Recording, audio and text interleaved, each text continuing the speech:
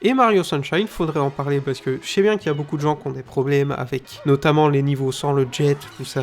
Non mais je suis d'accord que la difficulté est très inégale, vraiment. Et puis il y a aussi des petits problèmes de physique. Mais c'était déjà le cas dans Mario 64, donc est-ce que c'est vraiment un problème? C'est un bon jeu vraiment, je trouve que les mouvements sont cool.